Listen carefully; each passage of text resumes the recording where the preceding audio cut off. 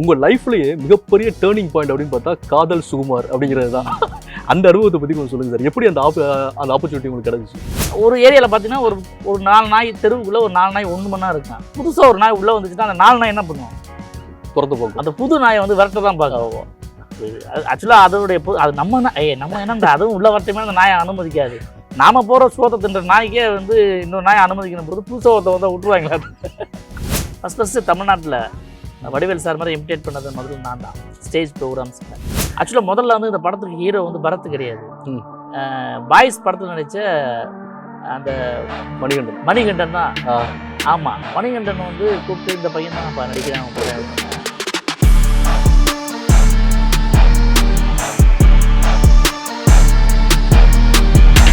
வணக்கம் சார். வணக்கம். எப்படி சார் இருக்கீங்க? நல்லா இருக்கேன், சூப்பராக இருக்கு. Okay sir. சார் இப்போ வந்து பார்த்தீங்கன்னா உங்களை டக்குன்னு பார்க்கும்போது வடிவேல் சாரோட வெர்ஷன், லேட்டஸ்ட் வெர்ஷன் அப்படிங்கிற மாதிரி இருக்கு. லேட்டஸ்ட் வெர்ஷன்லாம் கிடையாது, இது 96லேருந்து உருவான வெர்ஷன், ஓல்டு வெர்ஷன். இப்போ 2.0. நீ என்ன ரிலேஷனா இல்லை எப்படி சார்? ஜென்ரல் இல்லை. ஓகே, வடிவேல் சார் மாதிரி ஆரம்பத்தில் வந்து காலேஜ்லாம் படிச்சுட்டு இருக்கும்போதெல்லாம் அப்போ வந்து ரொம்ப ஃபெமிலியர் ஆகிட்டு இருந்தார்.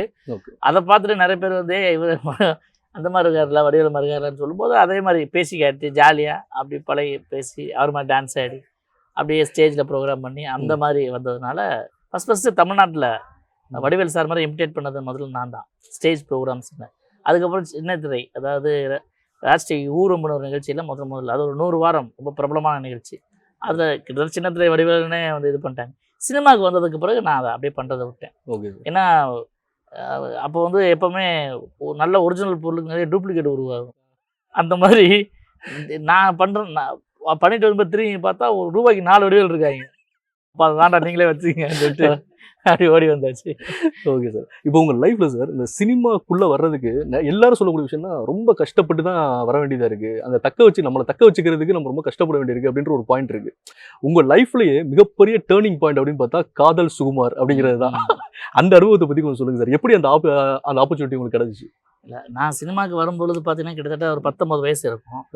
2 கிட்டாங்க ஏஜ்னு சொல்லுவாங்கள்ல, மீசை முளைக்காமல் சின்ன பையன் இல்லாமல் பெரிய ஆள் இல்லாமல் அப்படி இருப்பாங்கள்ல. பார்க்குறவங்கலாம் ஃபோட்டோவெல்லாம் எடுத்துன்னு வாய்ப்பு கேட்கறதுக்கு கம்பெனியாக போகும்போது அப்படி தான் சொல்லுவாங்க. நீங்கள் என்னப்பா யார் பெரிய பையனாவில் சின்ன பையனாவில் உனக்கு என்ன கேரக்டர் கொடுக்குன்னு தெரியலையா அப்படிங்கும்போது ரைட். அப்போ நிறைய பேர் வந்து லுக் லைக் வடிவேலு மாதிரியே நான் வந்து பர்ஃபார்மன்ஸ்லாம் காட்டுவேன்.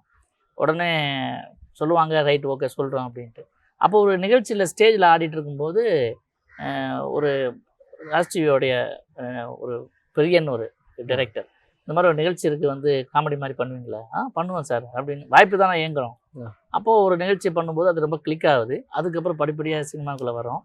சினிமாவில் முதல் படம் வந்து காதல் ஜாதி.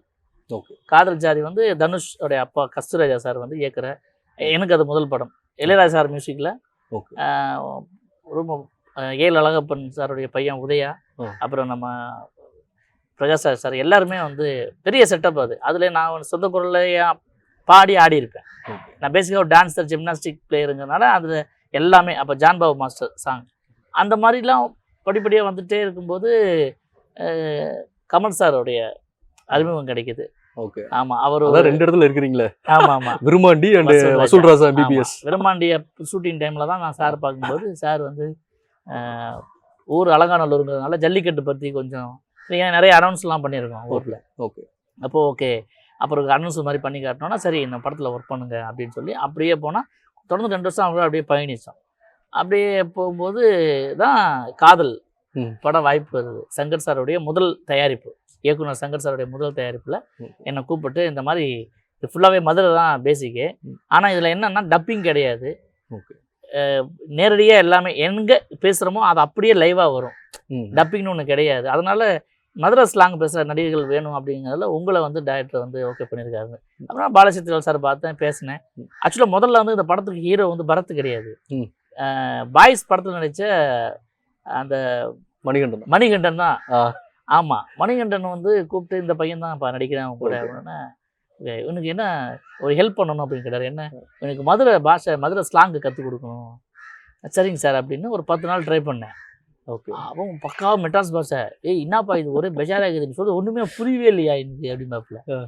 நான் சொல்லுவேன் இல்லை அப்படி சொல்லக்கூடாது, இது இப்படி சொல்லுங்கன்னு சொல்லி 10 நாளில் எனக்கு மெட்ராஸ் பாஷை வந்துருச்சு.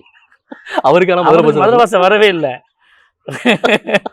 அப்புறம் வந்து நான் என்ன சார் இது ரொம்ப காம்ப்ளிகேட்டடாக இருக்குது சார், என்னால் முடியல சார் அப்படின்னு. அப்போ என்னன்னா நிறைய அடுத்து வசூல் ராஜா ஒர்க் பண்ணிட்டு இருக்கேன், விரும்மாண்டி முடிச்சு வசூல் ராஜா ஷூட்டிங் போயிட்டு இருக்கு. அந்த டைமில் தான் வந்து சிரிச்சு சிரிச்சு வந்தா சீனா தானே டோய் அந்த பாட்டு. ஆமாம், ரகசியா கூட பாட்டை குத்தாடம் போட்டுட்டு இருக்கேன். அப்போ எனக்கு திடீர்னு கூப்பிடுறாங்க. ஓகே, எப்படின்னா இந்த படத்துக்கு என்ன புக் பண்ணிக்க, அதாவது நீங்கள் செலக்டிங் ஆகிட்டீங்கன்னு சொல்லி என்னை வந்து ஷூட்டிங் கூப்பிட்றதுக்கு 6 மாதம் இடைவெளியில் கூப்பிட்றாங்க. அப்போ அதுக்குள்ளே வேற படம் பண்ணிட்டு இருக்கோம். திடீர்னு கூப்பிட்டு ஒரு அப்போ நம்ம நினைப்போம் பெரிய நடிகர், நாம மேனேஜர் மூலமாக கால் பண்ணி பேசி இப்படிலாம் நினைப்போம். திடீர்னு பண்ணி ஒரு நாளைக்கே கிளம்புங்க, தெப்பக்குளத்தில் உங்கள் ஷூட்டிங்கு பர்மிஷன் வாங்கியாச்சுன்றாங்க. என்னடா இது, இங்கே சாங்கில் ஆடிட்டு இருக்கோம், அது கமல் சார் படம் வேறு மிஸ் பண்ண முடியாது, கண்டினியூட்டிம்பாங்க அப்படின்னு ஒரே குழப்பத்தில் இருக்கும்போது கமல் சார் அப்போ ஒரு அடுத்த மும்பை எக்ஸ்பிரஸுக்காக லொக்கேஷன் பார்க்குறதுக்காக மும்பை போகிறாரு. அப்போ வந்து செட்டுக்கு வந்து பார்க்குறாரு. பார்க்கும்போது நான் அப்படி பேசிட்டே இருக்கும்போது முகத்தில் ஒரு மாதிரி குழப்பமாக இருந்தேன். என்ன மாதிரி இருக்கீங்க அப்படின்னாரு. இந்த மாதிரி ஒரு படம் வந்துருக்கு சார், அந்த மாதிரி கூப்பிட்றாங்க. இது கும்பலில் கோவிந்தா தானே, அது ரொம்ப இம்பார்ட்டண்ட்டு கூப்பிட்றாங்கன்னா ஏதோ விஷயமா இருக்கும், சங்கர் சார் படம்னாலே ஏதாவது ஒரு விஷயம் இருக்கும் அப்படின்னு சொல்லி சொன்னோன்னே யாருக்கும் சொல்ல அது கிளம்பிடுங்க அப்படின்ட்டு. ஒரு நாள் தானே அப்படின்ட்டு நான் அன்னைக்கு ஈவினிங்கே கிளம்பி பஸ்ஸில் ஏறி போய் மதுரையில் இறங்கி தெப்பக்குளத்துக்கு போகிறேன். முதல்ல அந்த நானும் பரத்தும் பைக்கில் வந்து சந்தியா ராங்கா சிக்னல் காட்டோன்னா கீழே விட்ற மாதிரி சீன், அதை எடுத்து அன்னைக்கு அந்த சீன் ஃபுல்லாக எடுத்தோன்னா நீங்கள் கிளம்பலாம் அப்படின்ட்டாங்க. ஏன்னா முதல் நாள் ஷூட் அது. நான் நேராக அடுத்த நாள் வந்து பிரசாத் ஸ்டுடியோவில் வந்து நேராக இருக்கேன். என்னை யாரும் கண்டுக்கவே இல்லை. நான் ஒரு நாள் நாங்கள் இல்லாத யாருக்குமே தெரியல, அவ்வளோ க்ரௌடில் திரும்பி கண்டினியூ ஆடினேன். ஸோ காதல் படம் எனக்கு கிடைச்சது அதுதான்.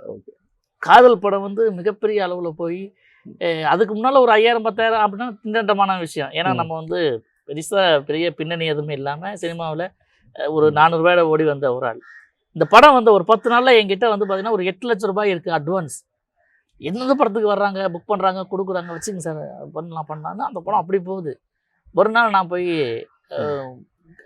சங்கர் சார் ஆஃபீஸில் பாலச்சந்திர சாரை பார்த்து கேட்டேன், சார் நீங்கள் உங்களை நான் வந்து வாய்ப்பு கேட்டு வரல, எனக்கு ஏதாவது கொடுங்கன்னு சொல்லலை, ஆனால் நீங்களே என்னை கூப்பிட்டு இப்படி பெரிய கேரக்டர் கொடுத்துருக்கீங்களே எப்படி சார் அப்படின்னு. இன்றைக்கி பார்த்தீங்கன்னா என் கையில் இவ்வளோ காசு இருக்குது சார் அப்படின்னா அவர் சொன்னார், இல்லை நீ என்ன தான் சிரிக்க பேசினாலும் டிவி நிகழ்ச்சி எல்லாம் பார்த்துருக்கேன், உன் கண்ணில் ஒரு சின்ன சோகம் தெரியும், அது உனக்கே தெரியாமல் வெளியே கொண்டு வந்தால் நான் ஜெயிச்சிருவேன்னு நினச்சேன், நீ என்னை ஏமாத்தலை அப்படின்னாரு. ஸோ ஏன்னா அப்படிதான் நடந்துச்சு ஷூட்டிங்கு. ஏதாவது ஒரு சீனில் நடிக்கும்போது ஏதாவது ஆக்ட் பண்ணால் ஏன் நடிக்கிறீங்க சுகுமார் அப்படின்னாரு. அதுக்கு தான் என்னை கூப்பிட்டு வந்தீங்க அப்படின்னேன்.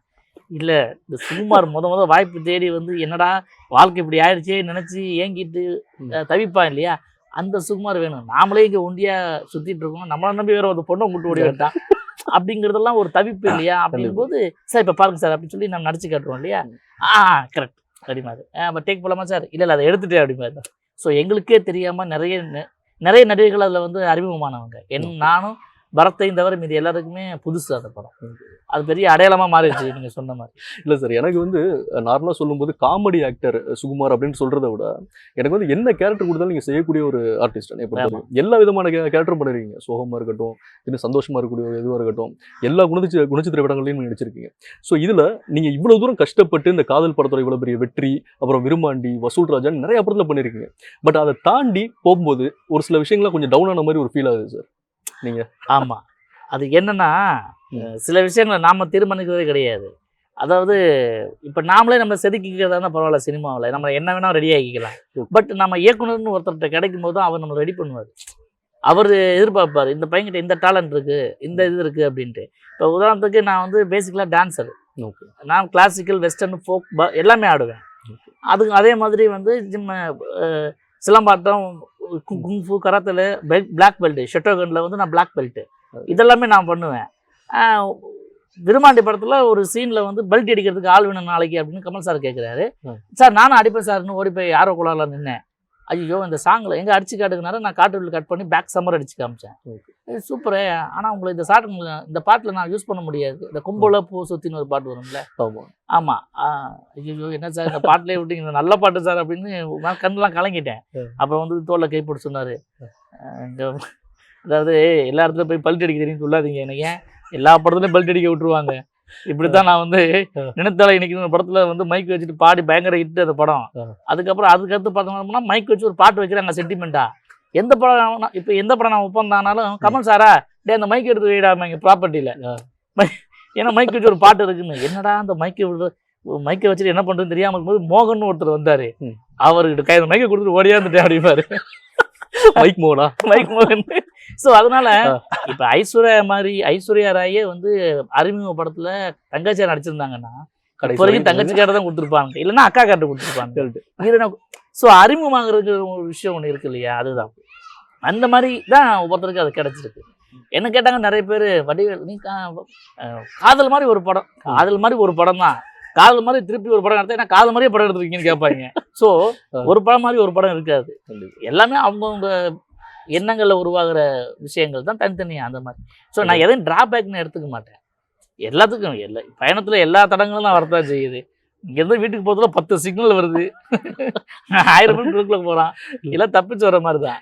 இன்னொரு விஷயம் என்ன சார், உங்களை பார்க்கும்போது என்னன்னா இப்போ ஒரு சில ஆக்டர்ஸ்லாம் இருப்பாங்க, 10 வருஷத்துக்கு முன்னாடி ஒருத்தரை பார்த்தோம்னா அடுத்த 10 வருஷம் போகும்போது ஒரு ஃபேஸ் கட்டு எல்லாமே மாறிடும். உங்களை அப்போ பார்த்த மாதிரியே இப்பவும் இருக்கிறீங்க, இப்பவும் பார்த்தா கரெக்டாக சுகுமார் சார்னு சொல்ல முடியுது அப்படின்னா உங்களோட ஏஜ் என்ன சார்? எனக்கு இப்போ ஜனவரி வந்தால் 41 முடிஞ்சு 42 தொடங்குது. ஓகே. ஆமாம். உங்களுக்கு இப்போ சினி ஃபீல்டில் வந்து நீங்கள் இவ்வளோ சிரமப்பட்டு வந்திருக்கீங்க, இவ்வளோ தூரம் முன்னேறி இவ்வளோ இந்த இடத்துக்கு வந்திருக்கிறீங்க, இதில் உங்களோட ஃபேமிலியோட சப்போர்ட், இப்போ உங்களுக்கு ஃபேமிலி இருக்காங்களா சார், அவங்களோட பசங்க அந்த மாதிரி பாயிண்ட்ல கேட்குறேன். இல்லை, ஃபேமிலி சப்போர்ட் ரொம்பவே இருந்துச்சு. நான் முதல்ல சென்னைக்கு வந்து போயிட்டு இருந்தேன். எனக்கு ஒரு கட்டத்தில் புரிய ஆரம்பிச்சு, ஜெயிச்சவங்க யாருமே வந்து ஊரில் இருந்துக்கிட்டோ இல்லை எங்கேயோ இருந்துக்கிட்டோ இந்த வேலையை செய்யலை. அவங்களுக்கான அடையாளத்தையே இழந்துட்டு வந்திருக்காங்க. அதாவது ஒரு ஊர் மக்கள், அவங்களுக்குன்னு ஒரு வழிபாடு, அவங்களுக்குன்னு ஒரு சொந்த பந்தம், இதெல்லாம் விட்டுட்டு ஒருத்தன் வேற ஒரு இடத்துக்கு வந்து இங்கே புலம்பெயர்றது மாதிரி, ஒரு அகதியா வந்து குடியேற மாதிரி இங்கே வந்து உட்காந்தா மட்டும்தான் நீங்கள் சினிமாவில் ஜெயிக்க முடியும். மற்றபடி நான் ஒரு வேலை பார்த்துட்டு இருக்கேன், எனக்கு ஏதாவது சான்ஸ் கொடுங்க அப்படின்லாம் அந்த வேலை பார்க்க முடியாது. சொல்லுவாங்க ஒரே நேரத்தில் 2 முயலை வரட்டாத, 2மே தப்பிச்சிடும். அது மாதிரி தான் சினிமா. நான் வந்து அப்போ முடிவு பண்ணப்போ எங்கள் வீட்டில் அவ்வளோ ஒத்துழைப்பு கொடுத்தாங்க. எனக்கு காதல் மனைவி ஒருத்தங்க இருக்காங்க, மீனான்னு சொல்லி, அவங்க ரொம்ப சப்போர்ட்டாக இருந்தாங்க. எனக்கு என்ன இருந்தாலும் எனக்கு சில பிரச்சனைலாம் ஏற்பட்டுச்சு.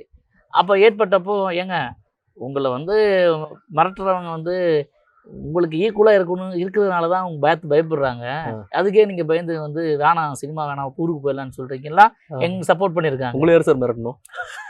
ஒருத்தர் அதாவதுங்க நம்ம சாதாரணமாக ஒரு வார்த்தை சொல்கிறேன், நாய் எல்லாம் ஒரே இனம் தான். ஓகே. ஆமாம். ஒரு ஏரியாவில் பார்த்தீங்கன்னா ஒரு 4 நாய் தெருவுக்குள்ளே ஒரு 4 நாய் 1 மணி நேரம் இருக்கும். புதுசாக ஒரு நாய் உள்ளே வந்துச்சுன்னா அந்த 4 நாய் என்ன பண்ணுவோம்? துரத்து போகும். அந்த புது நாயை வந்து விரட்ட தான் பார்க்கும். ஆக்சுவலாக அதோடைய அது நம்ம என்னண்டா அதுவும் உள்ள வரட்டுமே அந்த நாயை அனுமதிக்காது. நாம போகிற சோத்தை தின்ற நாய்க்கே வந்து இன்னொரு நாயை அனுமதிக்கணும் போது புதுசாக ஒருத்த வந்தால் விட்டுருவாங்களா? ஆனால் ரொம்ப தெளிவாக பேசுறீங்க சார். இல்லை அது மாதிரி அது சார், அது defence sir. Correct, self defence sir. இப்போ எனக்கு ஒரு பிரச்சனை வருங்கிறப்போ நான் வந்து பாதுகாத்தானே பார்ப்பேன். அந்த மாதிரி அவங்கள பாதுகாக்க நினச்சி நம்மளை வந்து இது பண்ணாங்க. நிறைய கசப்பான சம்பவம் நடந்தாலும் நமக்கு வந்து அது புரிதல் இருக்கிறதுனால ரைட்டு ஓகே அப்படின்னு சொல்லி அதை அப்படியே இது பண்ணோம். அப்படிலாம் சப்போர்ட் பண்ணியிருக்காங்க வீட்டில். ஓகே. அது இல்லாமல் நிறைய வறுமையை சந்திச்சிருக்கேன். இதே சினிமாவில் வந்ததுக்கப்புறம் நான் ஸ்டேஜ் ஃபீல்டில் இருக்கும்போது நிரந்தரமான ஒரு வருமானம் இருந்துச்சு. மாதம் ஆச்சுன்னா இவ்வளோ இருந்தால் குடும்பம் நடத்திடலாமே. அதை விட்டுட்டு டிவிக்கு வர்றேன், அது கட் ஆகுது. இப்போ இதில் உடனே ஏர்ன் பண்ண முடியாது, இதில் தத்தளிக்கிறேன். என்னடா, ஏன்னா 2 வருஷம் நான் சம்பளமே வாங்காமல் நடிச்சிருக்கேன். நம்புவீங்களா நீங்கள்? ஒரு சேனலில் சம்பளமே வாங்க நடிச்சிருக்கேன். கிடைக்கிற இதில் எங்கேயாச்சும் ஸ்டேஜ் ப்ரோக்ராம் பண்ணிட்டு, ஆமாம், காஸ்டியூம் வாடகைக்கு எடுத்துகிட்டு போயிட்டு நானே ஸ்கிரிப்ட் ரெடி பண்ணி அங்கே நடிச்சிருக்கேன். ஏன்னா என்னை எல்லாரும் தெரிய வைக்கணும், முதல்ல யாருன்னு கண்டுபிடிச்சா தான் நமக்கு வாய்ப்பு தருவானுங்க. நான் அப்படி நிரூபிக்கிறதுக்காக நிறைய நான் போராடி இருக்கேன். அப்போ வீட்டில் சப்போர்ட் பண்ணாங்க. அதுக்கப்புறம் வந்து டிவியை விட்டு சினிமாக்குள்ளே வரேன். இங்கேயும் டக்குன்னு உடனே எதுவுமே கிடைச்சிடாது. அப்போ டிவியோட வருமானம் போகுது. புரியுதா? இப்படி வந்து எல்லா வகையிலையும் நம்ம சப்போர்ட் பண்ணுறது என் ஃபேமிலி தான். நண்பர்கள் நிறைய பேர் எனக்கு உதவி இருக்காங்க. அது ஒருத்தர் பேர் சொன்னால் ஒருத்தர் என்ன சொல்லலையேன்ற மாதிரி ஆகிடும். அந்த மாதிரியும் சப்போர்ட் இல்லாமல் இந்த உலகத்தில் எதுவுமே நடக்காது சார். மனிதனே சார்புபால் பிராணி தானே. Okay sir. இப்போ வந்து சார், இப்போ சினிமா ஃபீல்டு அப்படின்னு எடுத்துக்கிட்டாலே அதில் வந்து எல்லாரும் சொல்லக்கூடிய ஒரு பாயிண்ட் ஏற்கனவே நான் கேட்டது தான், ஒரு அவமானம் அப்படின்ற ஒரு விஷயத்தை நம்ம ஃபேஸ் பண்ணி ஆகணும். இப்போ என்ன கிட்டத்தட்ட ஒரு 10 ஆர்டிஸ்ட் இருக்காங்க அப்படின்னா ஒரு 10வது ஆர்டிஸ்டாக நம்மளை வைக்கிறாங்க, ஒரு சிலர் கண்டுக்கவே மாட்டாங்க. இந்த மாதிரி ஏதாச்சும் உங்களுக்கு அவமானங்களோ ஏதாவது விஷயங்கள் நடந்திருக்கா சார்? இல்லை, நான் என்னன்னா சினிமான்னு முடிவு பண்ணணும் சார். சின்ன வயசுலேருந்தே நான் முடிவு பண்ணது, நம்ம ஏதாவது சினிமாவில் போய் கேட்டால் தெரியாதுன்னு சொல்லக்கூடாது. ஓகே. ஆமாம், ஏன்னா என்னோட கனவெல்லாம் ஹீரோவாகிற கனவாக இருந்துச்சு. ஓகே. ஏன்னா கமல் சார், ரஜினி சார் இவங்களெல்லாம் பார்த்து, அதுக்கப்புறம் அப்போ இருந்த ஹீரோக்களெல்லாம் பார்த்து அவங்க ஆடுறாங்க, பாடுறாங்க, சண்டை போடுறாங்க அப்படின்னு எல்லாமே தெரிஞ்சுக்கணும்னு சொல்லிட்டு தேடி தேடி கற்றுக்கிட்டேன். எங்கள் அப்பா ஒரு நாடக கலைஞர். ஓகே. அதனால எனக்கு இயல்பாகவே அந்த நடிப்புங்கிறது ஒன்று இருந்துச்சு. எனக்கு பெரிய குருன்னு பார்த்தீங்கன்னா எங்கள் அப்பா தான். அதனால நிறைய இன்ஸ்பயர் ஆகி நிறைய பேர்ட்ட ஜாக்கி சான் படங்களை பார்த்தே நான் ஜிம்னாஸ்டிக் கற்றுக்கிட்டேன். சூப்பர். எனக்கு குருநாதெல்லாம் கிடையாது. ம். நேராக போவோம், வைகை ஆற்றுல மண்ணள்ளி விட்டுருப்பாங்க, பள்ளமாக இருக்கும், மேலே வந்து ஜம்ப் பண்ணி ஜிம்னாஸ்டிக் கற்றுக்கிட்டேன். ஓகே. ஒரு நாளாக ஜிம்னாஸ்டிக் பண்ணும்போது தலைகளை மேலே போய் தலை குப்புற வந்து தலை குத்திக்கிட்டு ஒரு 2 மணி நேரம்லாம் கான்சியஸ் இல்லாமலாம் இருந்திருக்கேன். அந்த பக்கமாக போனவங்க என்னை வந்து எழுப்பி மயக்கம் தெளிச்சு போடா வீட்டுக்குன்னு அனுப்பிச்சிருக்காங்க. இப்படி ஒரு பொருட்டு என்ன சொல்கிறது தைரியம், எப்படியாச்சும் நம்ம ஜெயிச்சிருவோம் அப்படின்னு. ஸோ நான் என்னை ரெடி பண்ணிட்டு தான் நான் இங்கே வந்தேன். அப்போ எனக்கு எந்த பக்கம் போனாலும் இதுலன்னா அது அதுலன்னா இது அப்படிங்கிற ஆப்ஷன் இருந்துச்சு. அதனால நான் நிறைய இடத்துல அவமானப்படலை. ஏன்னா என் பார்க்குற நிறைய பேர் இப்போவும் வருத்தப்பட்டு பேசுகிற விஷயம், சார் நீங்களாம் இன்னும் எப்போயோ வந்திருக்குங்க சார், நான் எதிர்பார்த்து வந்ததை விட இப்போ இருக்கிற உயிரினமே ரொம்ப பெருசு. ஸோ நான் அந்த அளவில் நிறைவாக தான் இருக்கேன். அதாவது இங்கே வந்து எல்லாத்தையும் தாண்டி பணம் தான் சார் உங்களை வந்து பெரிய ஆளா இல்லையான்னு தீர்மானிக்குது. மற்றபடி ஆமாம் ஆமாம், உங்கள் கையில் இருக்க செல்ஃபோன், இங்கே போட்டிருக்க செயின், உங்களுடைய கார், உங்களுடைய வீடு, உங்களுடைய பேங்க் பேலன்ஸ், இதனால இருந்தால் நீங்கள் பெரிய ஆள் அப்படின்னு நினைக்கிறாங்க. அது அறியாம தான் காரணம், வேற ஒன்றும் கிடையாது. இவ்வளவு இருந்தும் அவர் நம்ம கூட இவ்வளவு பழகுறாரு அப்படிங்கிறதெல்லாம் வந்துட்டு முன்னெல்லாம் எளிமையாக இருந்து எவ்வளோ சிம்பிளாக இருக்காருல்ல அப்படின்ட்டு, இப்போ அவனுக்கு பழகிட்டு இல்லைடா அப்படின்ட்டுவாங்க. அவ்வளோதான் விஷயம். இப்போ நான் எப்போவுமே என் நண்பர்கள் வந்து பார்த்தீங்கன்னா சூரி, யோகி பாபு, சந்தானம், ரோபோ சங்கர், சிவகார்த்திகேயன் எல்லாமே ஒரே காலத்தில் பயணித்தவங்க. சிவகார்த்திகேயனா நமக்கு ஜூனியர். ஓகே. அதான் அடுத்த செட்டில் வர்றாரு அவர். நான் வந்து சிம்பு வந்து ஹீரோ அறிமுகமான படம் காதல் அழிவதில்லை, அதுலேருந்து நாங்களாம் அந்த செட்டு. யோகி பாபுலாம் கிட்டத்தட்ட ஒரு 15-14 வருஷம் போராடி தான் அந்த இடத்துக்கு வந்தார். ஆனால் அந்த ஒரு படம் தான் நமக்கு தெரியுது, ஒரே படத்தில் ஃபெயில் ஆகிட்டாரு அப்படின்ட்டு. ஆனால் அதுக்கு முன்னால் எவ்வளோ கஷ்டப்பட்டாருன்னு யாருக்கும் தெரியாது. அந்த மாதிரி தான். அப்போ இங்கே மரம் வெட்டுறாங்கல்ல, மேலே ஏறி இங்கேருந்து சவுண்டு வரணும், மரம் வெட்டுற சவுண்ட் ஸ்க்ரீனில். ஓகே. இங்கே ரொம்ப இருக்கிறாங்களே, இங்கேருந்து சத்தம் வரணும் ஸ்க்ரீனில் அப்படின்னாங்க. எல்லாம் சிரிச்சுட்டாங்க. ஏன்னா அப்போ ஸ்டுடியோ ஃபோனிக்கு ஒரே ஒரு சிஸ்டம் தான் இருந்துச்சு. தியேட்டர் சென்டர்லேருந்து த்ரோ ஆகும் சத்தம், மொத்த தியேட்டருக்கு அதுதான். சினிமா வந்து நீங்கள் நினைக்கிற மாதிரி கிடையாது. நானே சொல்லுவேன், இது உங்கள் அம்மா எங்கள் அம்மா இல்லடா சினிமா, நிறைய பேர் கொடுத்துருக்கு இனிமா